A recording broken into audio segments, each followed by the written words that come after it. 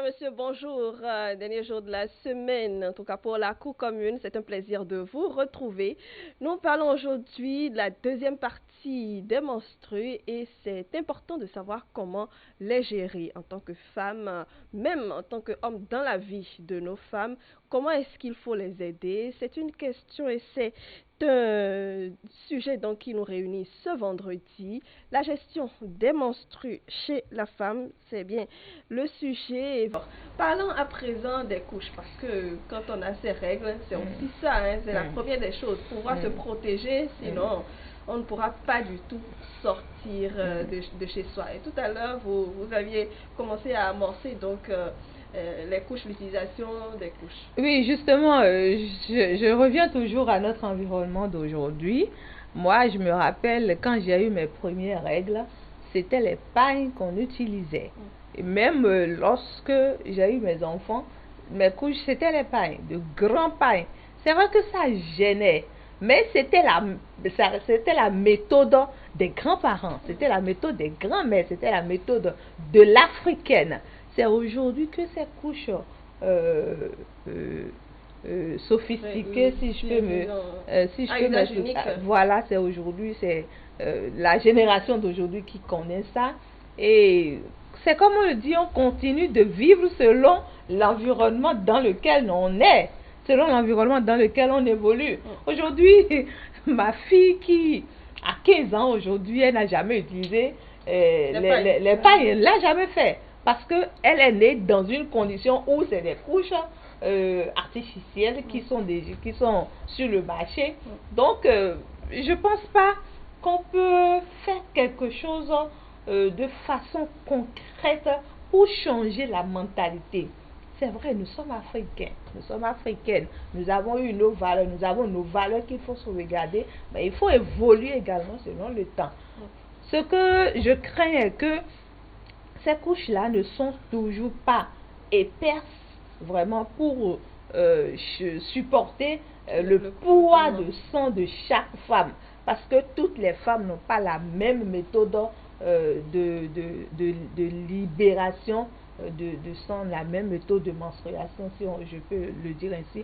Donc, d'où les conséquences que nous avons citées si haut. Il y en a qui saignent trop et ça les salit. Il y en a qui ne sentent même pas qu'elles sont en menstrues. Il y en a qui changent peut-être les couches une fois par jour. Il y en a qui changent les couches 6 fois par jour. Donc, on ne peut qu'évoluer selon le rythme de l'environnement et se connaître personnellement.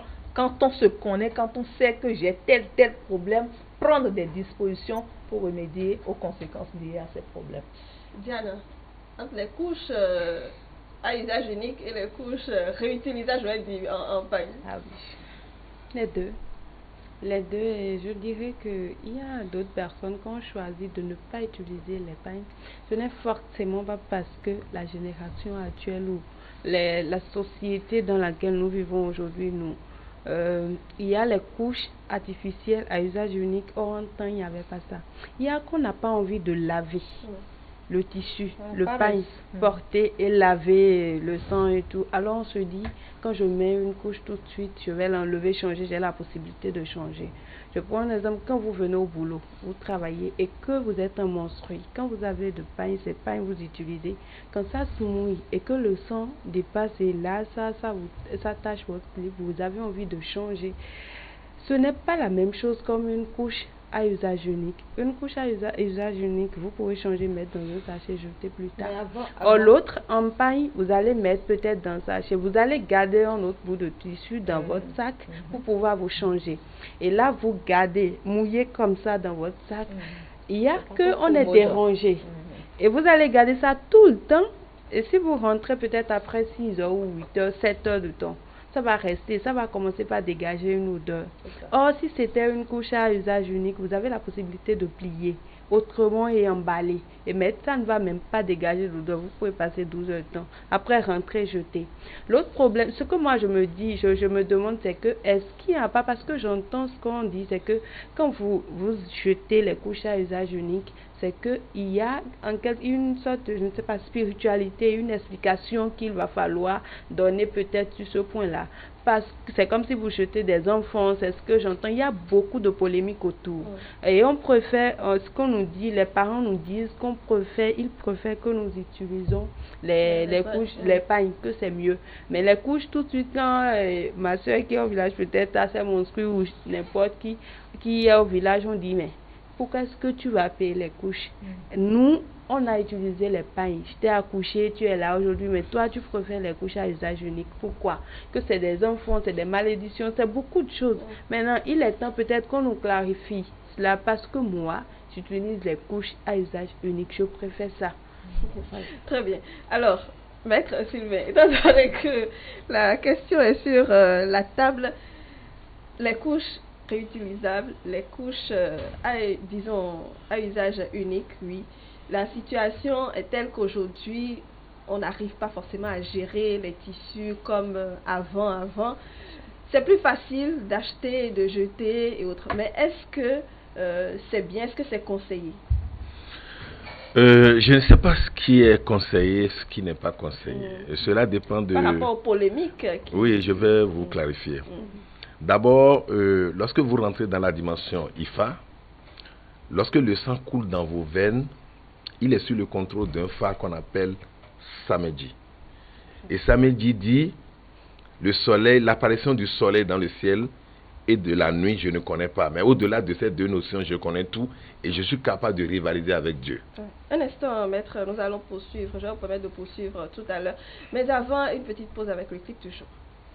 Très bien, retour sur le plateau pour continuer les explications avec Maître Sylvain. Oui, je disais que le plan de menstruer, c'est ça d'ailleurs qui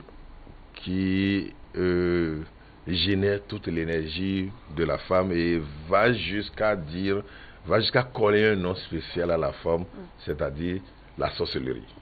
Et lorsque vous gérez le sang, ce sang-là, n'importe comment, vous pouvez déjà manifester votre sorcellerie de façon négative sans le savoir, ou vous pouvez être déjà en train de faire du mal dans votre propre inconscience. J'explique. Il y a le sang à 3 niveaux géré par chaque fadou. Lorsque le sang circule dans les veines, le fa Samédji, le 10e fa dit, et il dit, le soleil sort, je ne maîtrise pas. La lune sort, je ne maîtrise pas. Dieu, tu as chance. Et c'est la sorcellerie qui parle comme ça. Ça veut dire quoi? La sorcellerie est capable de rivaliser avec Dieu si entre-temps connaissant deux grandes notions là ne l'échappaient pas. Maintenant, quand le sang sort et vient au niveau de l'appareil génital de la femme, c'est un autre fa qui contrôle, qui s'appelle l'Osomédji. Et en consultation, lorsque ce fa là sort simplement, on prend du kaolin et on nettoie ses yeux. On passe ses yeux. Pour dire, je ne veux pas avoir les yeux rouges, je ne veux pas avoir de problème. Donc, la vue juste de ce fa qui contrôle les menstrues. Ça veut dire que n'importe qui ne devait pas regarder les menstrues. Et troisièmement, lorsque ce sang tombe par terre, c'est le Fumendi qui gère ça. Et le Fumendi, lorsque vous allez en consultation, c'est un malade bizarre. Et on dit, Agbanonde sur Agbantoko. Ça dit, c'est le géniteur même qui contrôle ce malade-là, qui est à la base de ce malade-là. C'est ce fa-là qui sort et souvent on dit ça. Maintenant, si la femme qui a ses menstrues utilise la couche jetable là, et comment elle va jeter? Elle va jeter ça où? Parce que tout le pouvoir est à ce niveau. C'est ça au départ, je vous dis, c'est le feu. Tout le pouvoir est là. Et quand le pouvoir n'est pas, c'est voix pour.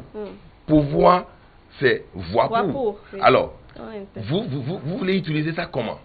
Vous voulez utiliser ça comment? Vous voulez jeter ça seulement? Alors, si vous voulez jeter ça comme ça, vous risquez de perdre quand même un instrument de pouvoir. Et serait mieux, selon moi, d'utiliser la manière des ancêtres, parce que quoi? Vous aurez à utiliser. Imaginez un instant où un enfant est malade et cette maladie venait de ses grandes-mères de nuit. On peut juste laver la couche de maman. De sa maman. Et le doucher avec l'eau là. Et c'est suffisant que n'importe quelle femme bizarre ou n'importe quelle entité bizarre, et même les possédés, lorsqu'on parle de l'exorcisme, ça là suffit déjà pour exorciser un enfant malade. Alors que, entre-temps, c'est comme si on a jeté un pouvoir par la fenêtre, et maintenant on est sous l'emprise de la perte de ce pouvoir. Alors donc, comment le tissu peut être utilisé. C'est-à-dire ça, on l'utilise à des fins nombreuses. Mais l'autre chose, je suppose que vous utilisez la couche à l'usage unique là, mais vous allez laver avant de jeter. Parce que l'alchimiste, en lavant, peut déjà faire une prière qui est au-delà de toutes les prières que vous faites dans n'importe quel temps. Autant, tel je nettoie cette couche, je nettoie ma vie de tout ce qui est contraire à la paix. Parce que quand même, ça garde quelque chose qui est purement énergétique et suffisamment dense. Et donc, tel je nettoie cette couche, je nettoie ma propre vie de tout ce qui est contraire à la paix, je nettoie la vie de mes enfants, parce qu'ils sont sortis de là. N'oubliez pas que le système de sorcellerie, c'est à ce niveau. Ce niveau qui est l'utérus de l'enfant, c'est parce que l'usine n'avait pas gardé l'enfant entre-temps que le nid était détruit et vous avez le sang. Maintenant, cette partie de la femme qui est capable de tout faire, d'agencer, de faire l'enfant, et même de lui dire, tiens, garde tes dents en jachère. Vous ne voyez pas que c'est un pouvoir terrible? Maintenant, jeter ça comme ça, je ne crois pas que c'est une bonne chose.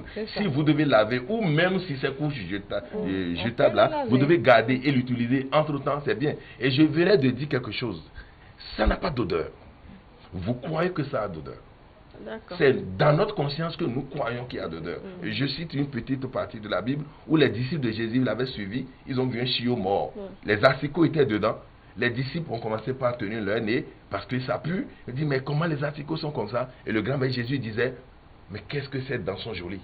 Alors, lui, il a atteint un niveau de pureté jusqu'à sa conscience ne voit que ce qui est pur. Alors, pourquoi il y a des sachets aujourd'hui? Emballez votre chose dedans et après vous allez laver parce que ça va vous sauver demain. Aujourd'hui, maintenant, c'est maintenant nous avons les gynécologues qui ont suffisamment de travail. Parce qu'il y a beaucoup de femmes qui cherchent d'enfants. Mais ça, là, peut régler beaucoup de cas. Mais il y a certaines femmes qui brûlent, par exemple, avant de les jeter. Est-ce que c'est une... On ne peut pas brûler quelque chose comme ça. C'est compliqué. C'est comme si le courant prend feu dans une maison et vous jetez de l'essence dedans. Le courant électrique prend feu et pour l'éteindre, vous jetez encore de l'essence. Vous ne pouvez pas faire ça. Vous ne pouvez pas mettre du feu dans le feu. Ça, ce n'est pas possible.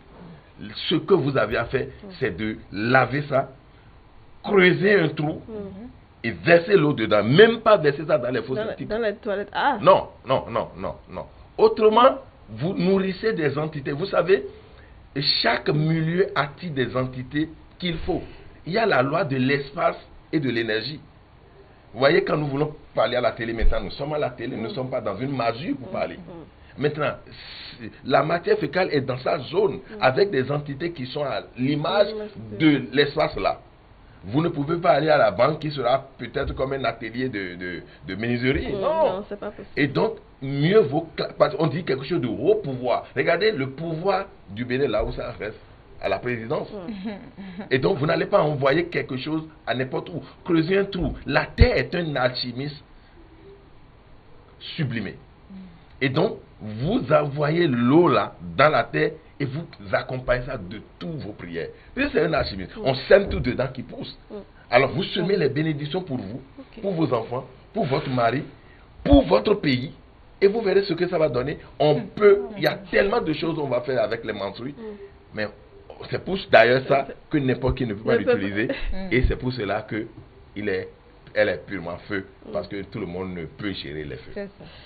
Eh bien, beaucoup d'enseignements dans vos propos. Je voulais dire quelque chose.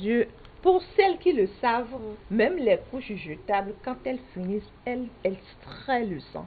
Il y en a qui lavent les couches jetables avant de les jeter. Voilà, parce ça c'est beaucoup mieux. Elles savent que c'est un élément très important de leur vie qu'il ne faut pas jeter à la poubelle, qu'il ne faut pas jeter dans la rue, qu'il ne faut pas jeter comme ça. On peut conseiller déjà aux femmes qui ont l'habitude d'utiliser ces couches jetables de tenir compte de ces explications que vient de donner le prêtre de Fa, si je me le permets. Voilà, donc on peut le laver avant de jeter parce que nous sommes à Cotonou où tout est presque carrelé. On n'a pas cet endroit là où il faut creuser à chaque mois pour enterrer ou tous les soirs enterrer, donc ce serait difficile. Mais on peut conseiller de laver ces couches-là avant de les jeter dans la poubelle.